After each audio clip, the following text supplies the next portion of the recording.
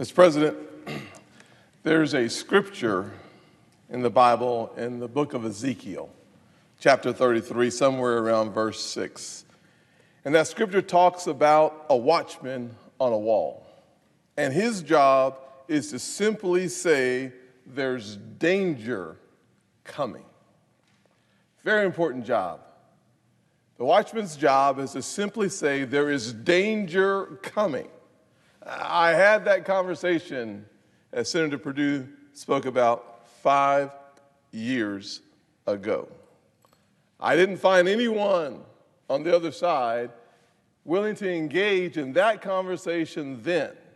And here we are 5 years later. There is danger coming.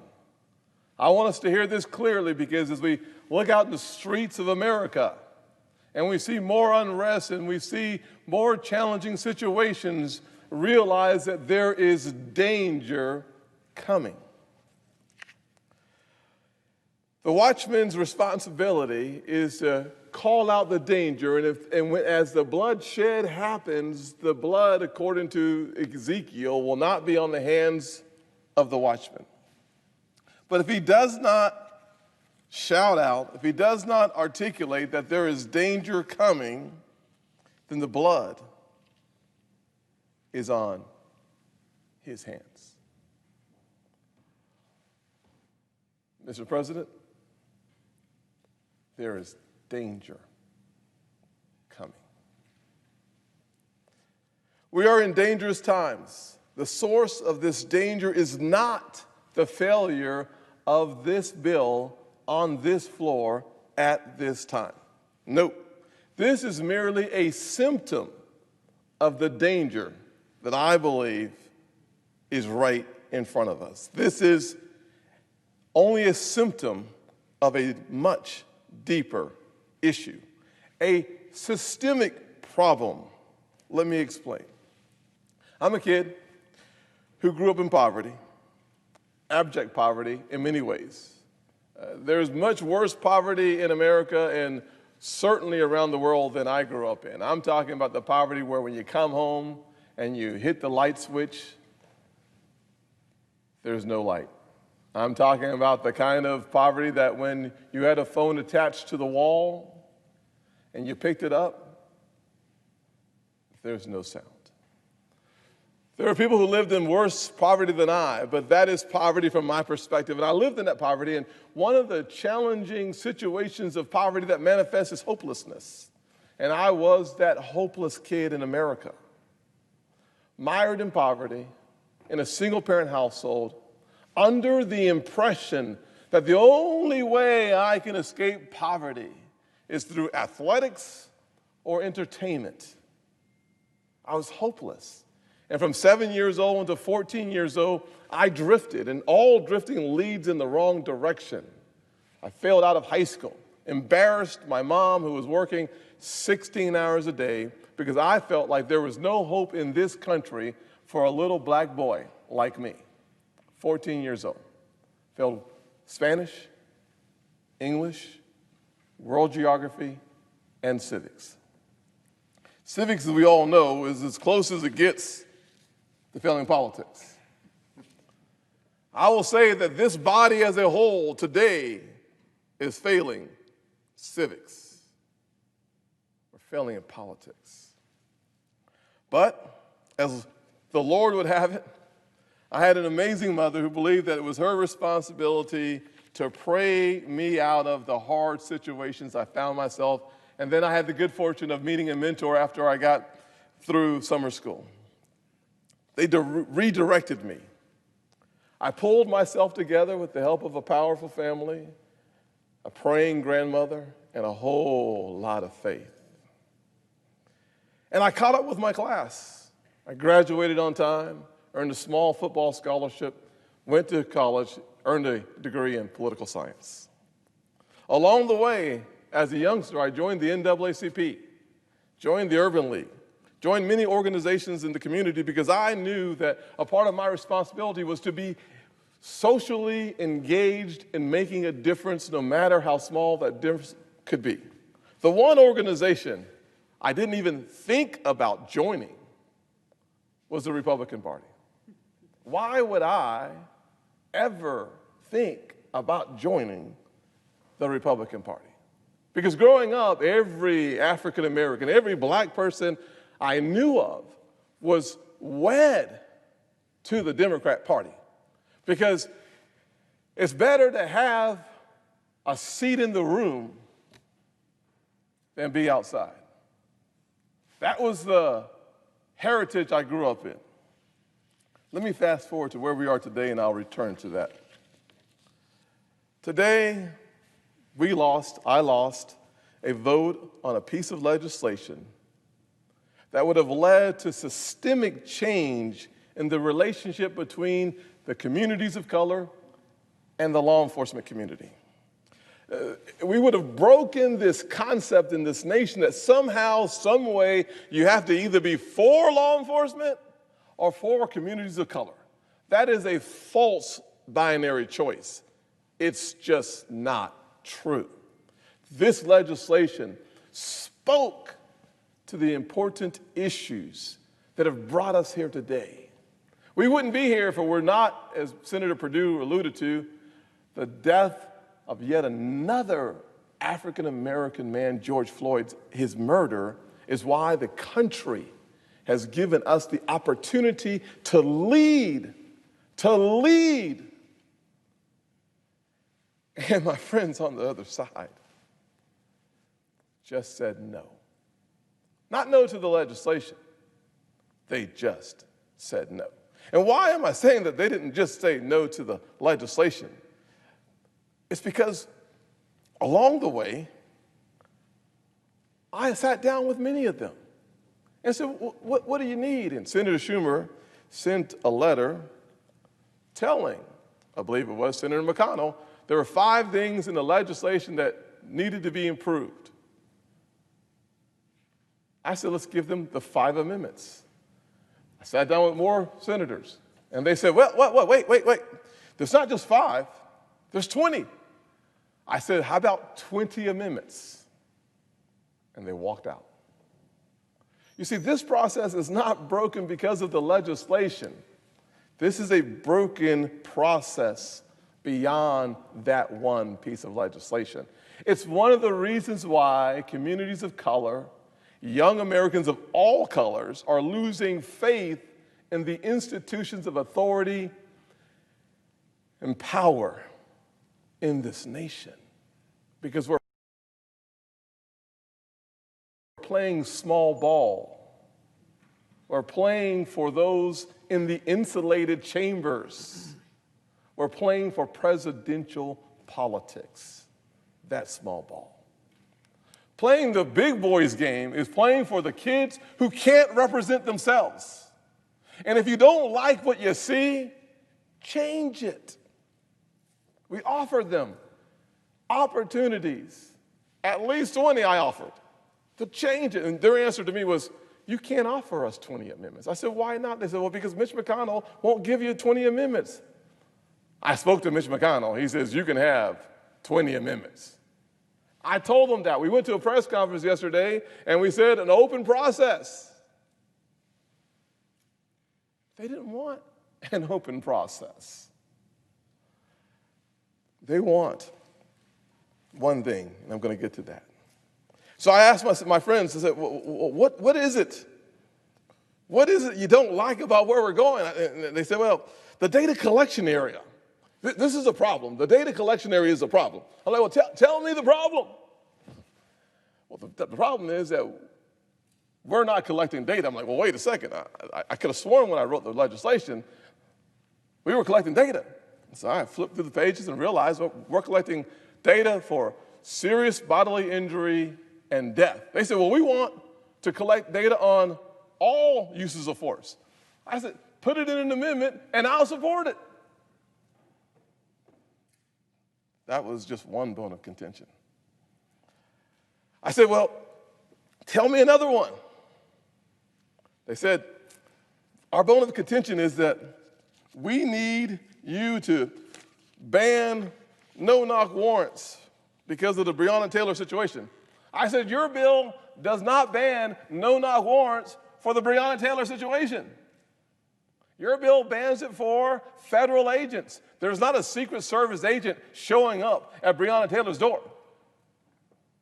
That was a local police department. So the fact that they're saying that they want to ban no-knock warrants, knowing they cannot ban no-knock warrants, tells me that this is not about the underlying issue.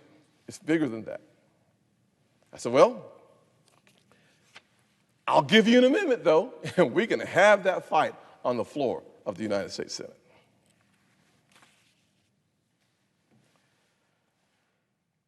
As a matter of fact, I said, tell me any issue you have with the legislation. Well, we went to de-escalation training, the duty to intervene, best practices. I said, in the legislation, in the legislation, in the legislation. I was like, I don't have any here, so I didn't pull it out. But here's where I said next. I said, let's talk about tactics then. They said, well, you don't ban chokeholds. I was like, I could have sworn I banned chokeholds in there somewhere. And then I read the bill. They don't ban chokeholds on the local level, the state level. You know why? There's this little thing called the Constitution. They can't ban chokeholds. Eric Gardner's situation would not have been cured by their ban on chokeholds because their ban on chokeholds were for federal agents. Our legislation instructed the Attorney General to ban chokeholds for federal agents. And what else did we do? Well, we said we would reduce funding by 20%. They'd reduce funding by 10%. So our penalty was twice the penalty of the other side. And this is supposed to be an issue. Mr. President, I'm not sure we have found the issue. We haven't. It's not chokeholds. It's not the duty to intervene. It's not data collection. Because I said on chokeholds, they said, Senator, sat there meeting with them. I said, Senator, it's your definition of chokeholds. That's the problem. See, I assume that when you think of chokeholds, you think of a chokehold, but there is a distinction of the carotid airflow versus blood flow. They said ours only covered one, not the other. I said, okay, you have an amendment, I'll vote for it, we'll change it. They said, we're not here to talk about that. I said, well, wait a second. If we're not here to debate the issue on the motion to proceed so that we can not fix 50% of the bill, not 70% of the bill, but literally slivers, slight changes on parts of the bill that would move this entire process forward, and you have the amendments to do so. I even said something that I didn't think I would say. I said, what about a manager's amendment? Let's just fix everything in one fell swoop. They said, no, thank you. So I find it disingenuous that people say, well, why don't you just sit down with one member and work it out? Well, if a manager's amendment won't do it, if the 5 amendments that they wrote in a letter saying that they needed to have these things fixed won't do it, if 20 amendments won't do it, you have an open process on the floor of the United States Senate that requires 60 votes to get off of the bill, then what, pray tell, is the problem? Well, I finally realized what the problem is, Mr. President. The actual problem is not what is being offered, it is who is offering it. It took me a long time to figure out the most obvious thing in the room. It's not the what. I've listened to the press conferences, I've read the newspapers. I'm not sure that anyone who's actually reporting on the bill has actually read the bill. Because the next time I see another story or editorial that says, we don't do this, their bill does that, and you put the two together, and it's not just off, it's just dead wrong. So I realized finally, it's the who that's offering this. Now, I have dealt with the problem of who before. As a black man, I get the who being the problem. It's one of the reasons why I went to Senator McConnell and said, I want to lead this conversation. I'm the person in our conference who has experienced firsthand racial discrimination, racial profiling by law enforcement, and I'm still a fan because I believe that most law enforcement officers are good. But I'm the guy. I am your guy, Mitch, because this is my issue. This is an issue for every poor kid growing up in every poor neighborhood in this nation who feels like when I leave my home for a jog, I might not come back. This is a serious issue. This is an issue for every single kid who says, is this my country? We've heard no. This is the issue that we should be solving. Not the legislative issue. That's not the issue. The issue is, do we matter? We had an opportunity to say, you matter so much, we'll stay on this floor for as long as it takes and as many amendments as it takes for us to get to the issue that says, yes, you matter. But we said no today. 56 people said yes. 4 short. 4 short of saying yes. Yes to having enough information to direct training and resources in such a way that we can hold people accountable. We were 4 votes short of saying yes to having a powerful tool of pulling resources to compel behavior on chokeholds. Because I believe if we've gotten on the bill, we would have passed this bill. But that is the problem, by the way. That's the who I'm talking about. See, as a black guy, I know how it feels to walk into a store and have the little clerk follow me around, even as a United States Senator. I get that. I've experienced that. I understand the traffic stops. I understand that when I'm walking down the street and some young lady clutches onto her purse, and my instinct is to get a little further away because I don't want any issues with anybody. I understand that. But what I missed in this issue is that the stereotyping of Republicans is just as toxic and poison to the outcomes of the most vulnerable communities in this nation. That's the issue.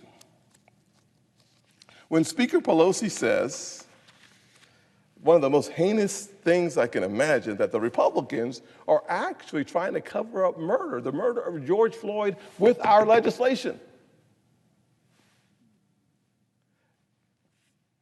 That's not politics. That's not a game to win. That's you lose, you will sooner or later lose. But immediately, every kid around the nation that heard that nonsense lost that moment. You see, what's become evident to me is that she knows something that we all know. She knows that she can say that because the Democrats have a monopoly on the black vote. And no matter the return on their loyalty, and I am telling you, the most loyal part of the Democrat construct are black communities. And no matter the loyalty of the people, the return they get will always continue to go down because in monopolies, you start devaluing your customer. You see, today we could have given, at the very minimum, 70% of what they say would be important for the people we say we serve. But instead of having a debate on that today and getting not 5 amendments, but 20 amendments, a manager's amendment, and instead of going forward and getting what you want now, they've decided to punt this ball until the election. You know why? Because they believe that the polls reflect a 15-point deficit on our side, therefore they can get the bill they want in November. All they have to do is win the election. And then roll in January, and they get a chance to write the police reform bill without our support at all. Well, this is what they did in the House, right? No amendments in the House for Republicans on their bill. We're saying amendments on our side. Democrats are saying no amendments in the House, but you here in the United States Senate, because we are the world's greatest deliberative body, you can have amendments. Not in the House. Not under Speaker Pelosi, but under Leader McConnell, you get at least 20 amendments. And I thought, what the heck, I'll throw in the manager's amendment too. But that was not good enough because the irony of the story is not the bill. The irony of the story is that today and through the rest of the June and all of July, what we're going to have here is instead of getting 70% of what you wanted, or more, you're going to get 0. How's that for a return? How's that for loyalty? How does that work for the little kid at a home in North Charleston where Walter Scott got shot? How does that work around the country when instead of getting 70% of what you wanted, today and tomorrow and next week, you get 0? And you're going to wait until the election to get more. Okay. Well, why wouldn't you take the 80% now, see if you can win the election and add on the other 20%? You got to be kidding me, because the who matters. They cannot allow this party to be seen as a party that reaches out to all communities in this nation. And unfortunately, without the kind of objectivity in the media that is necessary to share the message of what's actually happening, no one will ever know. Because if you don't read it in the paper, it must not have happened. If you don't see it on TV, on MSNBC or CNN, it must not be true. That's the problem. Let me just say this. I think we are willing to compete for every vote, everywhere, all the time. That might not be true in every corridor of the nation, but it's true in most corridors of the nation. And this party has reinforced that truth, not by the words coming out of my mouth, but by the actual legislation signed into law. Senator Perdue started talking about the important work that we did on opportunity zones, and I'm going to wrap it up in 2 minutes here. It's lunchtime. 2017, we passed tax reform. I included in the opportunity zones $75 billion, real money, to the most distressed communities in this nation. How did that happen? Well, me and President Trump had a serious disagreement on his comments after Charlottesville. He, being a person that I was not looking forward to having a conversation with, invited me to the Oval Office. I sat down, Ben, and I said, what do you want to talk about? The president said, tell me about your perspective on racial history. I was stunned, because if you know President Trump, like I know President Trump, his love language is not words of encouragement. It just ain't. I know ain't a word, but it's not. But he listened. And at the end of our conversation, he simply said, tell me how to help those I've offended. I didn't know what to say, so I pulled out my back pocket and got opportunity zones. I didn't go in there prepared for him to listen. That's not supposed to be funny, but it is. I mean, I didn't expect him to listen, but he did. He listened, he leaned in, and he said, tell me how to help the folks I have offended.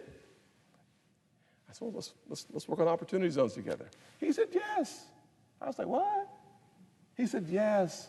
He was concerned enough about the communities he had literally just offended. He was concerned enough to go to work on their behalf, and that's why we have opportunity zones. I was like, well, this might work again. So I went back to the president and said, you know, there's a lot of work that needs to be done around the HBCUs, historically black colleges and universities. He said yes. He said yes. We said yes. And let me just say this. When we started saying yes, we control the White House, we control the Senate, and we control the House. So it wasn't because some Democrat came over here and said, you got to, in order to get our votes, you got to do this. That's not what happened. He said yes because the Republican Party said yes. We stood together with all three levers of government under our control. We got opportunity zones done. We started the process of reinvesting in historically black colleges and universities, and the head of the United Negro College Fund said at my last fly-in that this is a record level of funding ever. His words, not mine. I'm not sure what ever is. Maybe that's longer than I've been alive. Literally more money for HBCUs ever brought to you by the Republican Party. I said, well, if that's working, let's do it again. So we went to stem cell research, which stem cell research for sickle cell anemia, which is 100%, basically speaking, 99.95% African-American disease. He said yes. Lamar Alexander, the head of the chairman of our health committee, we were fighting over funding for HBCUs. We made it permanent funding for the HBCUs led by a Republican chairman of the Education Committee. President Trump signs it. We have delivered historic funding and permanent funding for HBCUs. Now, I'm not going to go to the because I'm running out of time. I'm not going to go to the pre-pandemic numbers in minority communities for unemployment. Unemployment not only at a record low, but we had labor force participation rates increasing. Let me say that differently. Not only did we get more jobs for black folks and brown folks, the number of folks in the community started having an increase in the number of folks working. This is called basic conservative politics. It works. 7 million new jobs, 2/3 went to African Americans, Hispanics, and women. In a full economy, all boats started rising. Don't believe me? Check your accounts. That's what it looks like. COVID-19 hit us. And what did we do? We not only approved $2.3 trillion and then another $500 or so billion and $450 billion that would be multiplied in the commercial facilities by probably 7 or 8, another $3 trillion, $6 trillion relief package. But what did we do inside that package? We targeted small businesses to save small businesses. And by the way, we added $1 billion for historically black colleges and universities. Let me tell you what the biggest threat is. The biggest threat is that this Republican Party keeps showing up and delivering. I've got 12 more pages to go. It's like being at church with the third closing. Literally, I've got 12 more pages of accomplishments to talk about. I'm not going to talk about it. Don't look relieved. I'm not going to talk about it. I'm just here to tell you that if we're going to be serious about criminal justice reform, and we passed it with the House, the Senate, and the White House in the hands of Republicans. We passed criminal justice reform to make up for the Democrat bill, the 1994 crime bill, that locked up disproportionately African-American men. The Republican Party passed criminal justice reform. with all three levers in our hands. I'm frustrated. I'm frustrated because it's not a competition for the best ideas. It's not a competition for how to improve the poorest performing schools in America in the public education system that is consistently in black and brown communities, that your zip code determines the outcome of your life because you're not going to have a good education, because we won't touch teachers' unions, we won't touch education in the way that it needs to be touched. Governor Scott did before he was a senator. One of the reasons I went down there and campaigned for him, because he was serious about helping poor kids get up and move on. Let me just close with this. I don't know what it's going to take to wake up an entire nation about the importance of a duopoly and not a monopoly. Because look at your results. Look at the results you're getting. And by the way, when this bill is gone and next week we're on the DOD or something else, we'll forget about this. We'll move on. People will forget about it. And you know what's going to happen? Something bad. And we'll be right back here talking about what should have been done, what could have been done, why we must act now. I'm telling you, I had this conversation 5 years ago. I'm having this conversation right now. We could do something right now. You know, here's the truth. In Detroit, Atlanta, Minneapolis, Los Angeles, Philadelphia, all these cities could have banned chokeholds themselves. They could have increased the police reporting themselves. They could have more data information themselves. They could have de-escalation training themselves. They could have duty to intervene themselves, Minneapolis as well. All these communities have been run by Democrats for decades. Decades. What is the ROI for the poorest people in this nation? And I don't blame them.